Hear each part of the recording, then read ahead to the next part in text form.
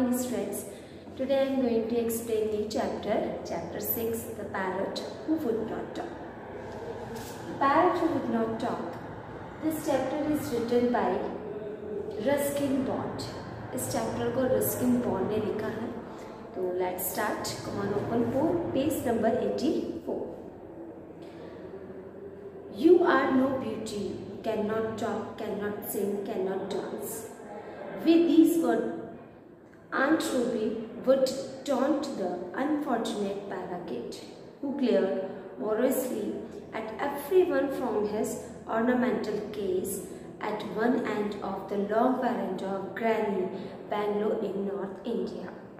North India में granny के बैंगलोर में एक पैराकीट था जिसे आंट रूबी ने पाला था, और वो आंट रूबी हमेशा उस पैराकीट को बोलती थी कि तुम सुंदर नहीं हो, you are no beauty, can't talk, बात भी नहीं कर सकते, कांट सिंग, न गा सकते हो, कांट डांस, न डांस कर सकते हो. उसे हमेशा ये टॉन्ट मारती थी. और वो पैराकीट था, वो बड़े ही दया भावना से अपने सुंदर से पिंजरे से इधर उधर देखता रहता था. उसका पिंजरा बहुत ही सुंदर था, ऑर्नामेंटल था. In those distant days almost everyone, Indian or European, kept a pet parrot or parakeet or lovebirds, as some of the smaller ones were called. उन दिनों की बात है, उन दिनों चाहे वो इंडियन हो या फिर यूरोपियन हो, हर कोई अपने घर में एक स्मॉल पैराकीट या लवबर्ड्स को पालता था. Sometimes these birds became great talkers or rather mimics and would learn to recite entire mantras, religious chant or admonitions to the children of the house. कभी कभी वो पाले हुए बर्ड्स या तो बहुत बातूनी हो जाते थे, ग्रेट टॉकर्स बन जाते थे, या फिर किसी की नकल उतारने वाले बन जाते थे, है ना, या फिर जितने मंत्र हम घर में गाया करते थे उन मंत्रों को याद कर लिया करते थे. और बच्चों को वार्निंग भी दिया करते थे, क्योंकि ऐसे बर्ड्स जो देखते हैं वही सीखते हैं.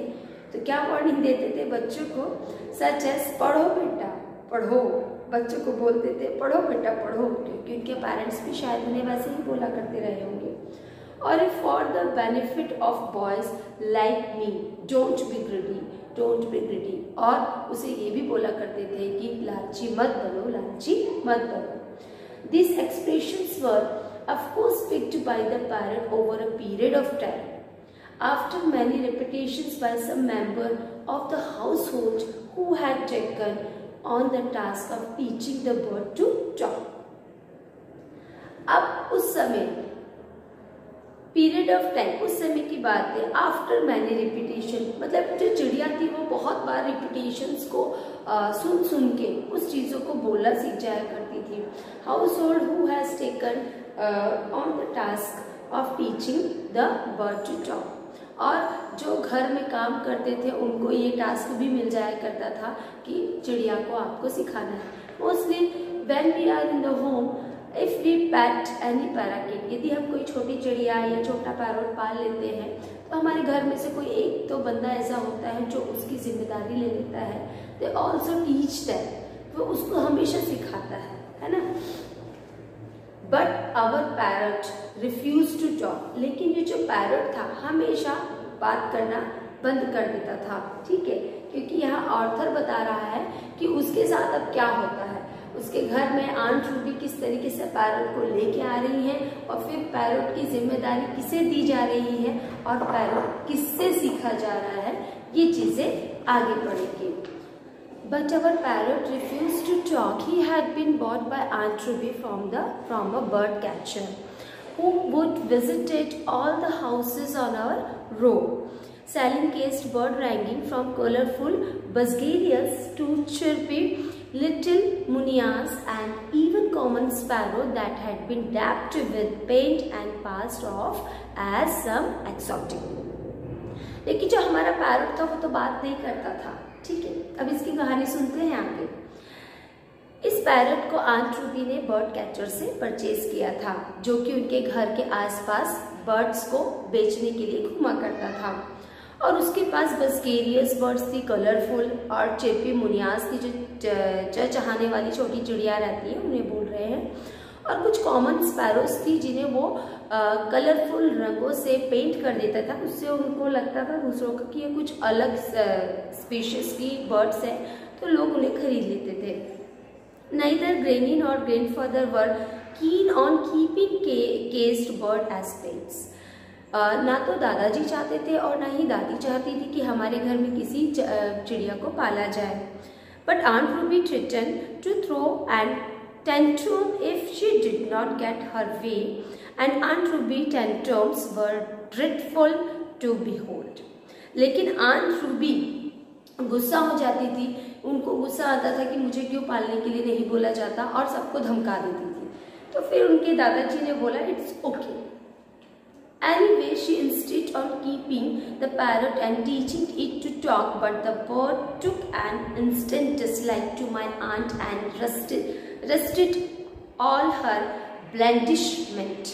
ठीक है, दादाजी ने तो परमिशन दे दी कि आप पाल लीजिए पैरट को। ठीक, उन्होंने पाल लिया। अब आंट रूबी उसको क्या करने लगी, टीचिंग करने लगी, बोलना सिखाने लगी, लेकिन जो बर्ड था वो उनको बिल्कुल पसंद नहीं करता था। ठीक है, वो हमेशा उसके फॉल्स प्रेज, जब वो प्रशंसा करती थी उसकी, तो वो हमेशा उसको डिनाई कर देता था।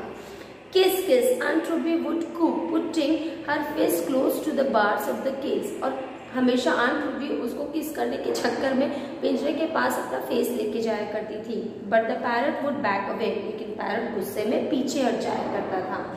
It's BT little eyes getting even smaller with anger at the prospect of being kissed by Aunt Ruby। और वो Aunt Ruby के किस को देखकर ही वो गुस्से से उसकी आंखें छोटी छोटी लाल लाल हो जाती थी, उसको बहुत गुस्सा आता था।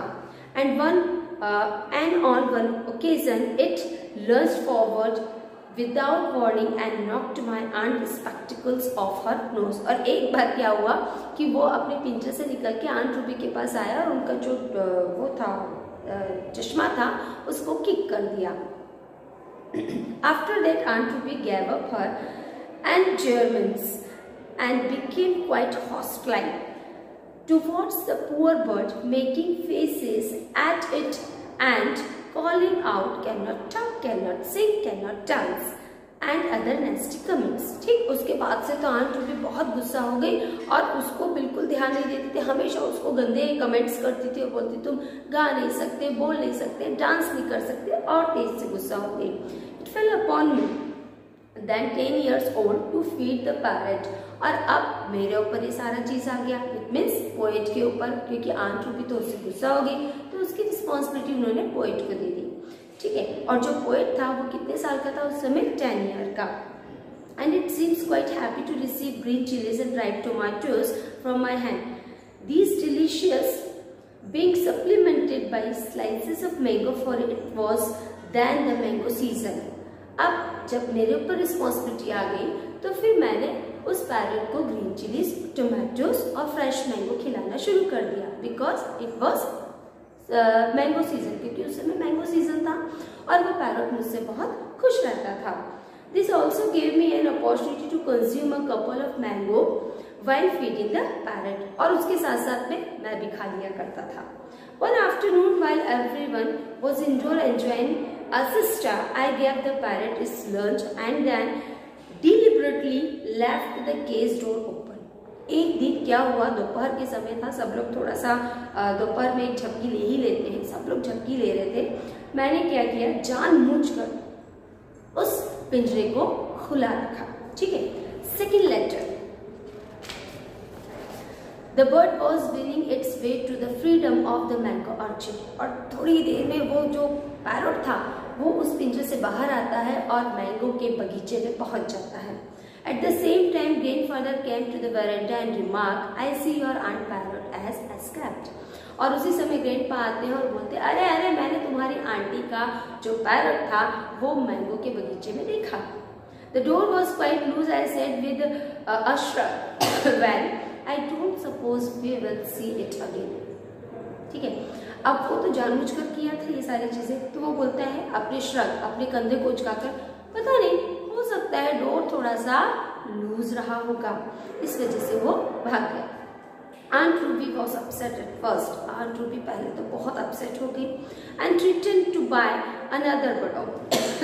धमकी देने लगी कि मैं दूसरा बर्ड खरीद कर लाऊंगी। We put her off by promising to buy her a bowl of goldfish. हमने उन्हें बोला हाँ ठीक है, लेकिन ना अब हम आपके लिए गोल्डफिश लेके आएंगे।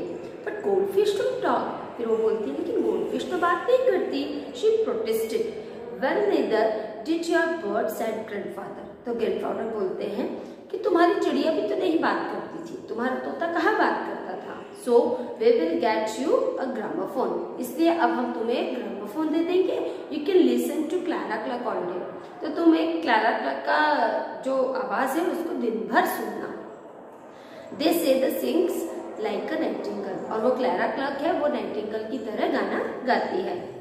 I thought we would never see the parrot again, but it probably missed its green chili, because a few days later I found the bird sitting on the veranda railing, looking expectantly at me with its head cocked on one side. ठीक है, अब वो बोलते हैं हम लोग सोचते हैं कि अब हम पैरट को तो कभी नहीं देख पाएंगे। आंट रूबी बोलती है हम कभी नहीं देख पाएंगे, लेकिन पैरट ग्रीन चिलीज को याद कर रहा था क्योंकि कुछ दिन पहले ही वो वरांडा पर देखा गया, रेलिंग के ऊपर वरांडा पर बैठा हुआ था और उसे देखा गया, अपना सर हिला रहा था, थोड़ा अच्छे वे में वो सब तरफ से देख रहा था। Unselfishly, I gave the parrot half of my mango. मैंने उस पैरट को देखा कि वो मेरे को ऐसा भी लगा कि शायद वो ग्रीन चिलीज को याद कर रहा है, तो मैंने उसे देखा और देखने के बाद उसको अपना एक हाफ मैंगो खाने को दे दिया। While the bird was enjoying the mango, Aunt Ruby emerged from her room and with a cry of surprise called out, "Look, it's my parrot! It has come back. He must have missed me." और aunt Ruby जब उसे देखती है तो बड़े उत्साह से चिल्लाती, अरे वाह मेरा पैरट तो वहां पर है, अरे वो तो वापस आ गया मेरा पैरट, शायद वो मुझे बहुत याद कर रहा था। With a loud squawk, the parrot flew out of her reach and perching on the nearest rose bush, or glared at her and shrieked in my aunt familiar tone. और फिर उसके बाद पैरट को गुस्सा आया उसकी आवाज को सुन के और गुस्से में उड़ के वो रोज के बुश के ऊपर जाकर बैठ गया, घूर के उसको देखने लगा। You are no beauty, और फिर उसने बिल्कुल आंट रूबी की ही आवाज में बोला, क्या बोला? You are no beauty, cannot talk, cannot sing, cannot dance. उसने बोला तुम बिल्कुल सुंदर नहीं हो, ना तुम डांस कर सकते हो, ना तुम गाना गा सकती हो और ना ही तुम क्या बात कर सकते हो। Aunt Ruby went ruby red and dashed into. Aunt Ruby को उसको देख के गुस्सा आ गया और वो झटके से घर के अंदर चली गई।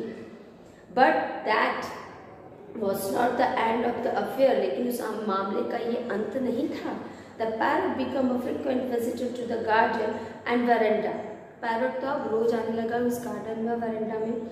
And whenever it saw Aunt Ruby, और जैसे वो Aunt Ruby को देखता था, it would call out, फिर वो बोलना शुरू करता था, You are no beauty, तुम बिल्कुल सुंदर नहीं हो, तुम नहीं बोल सकती, तुम गा नहीं सकती और तुम डांस नहीं कर सकती। The parrot had learned to talk after her, और उसके बाद वो पैरट सारी चीजों को धीरे धीरे सीखने लगा। I hope you all enjoy my chapter, my explanation part. So that's all. Bye bye. Take care.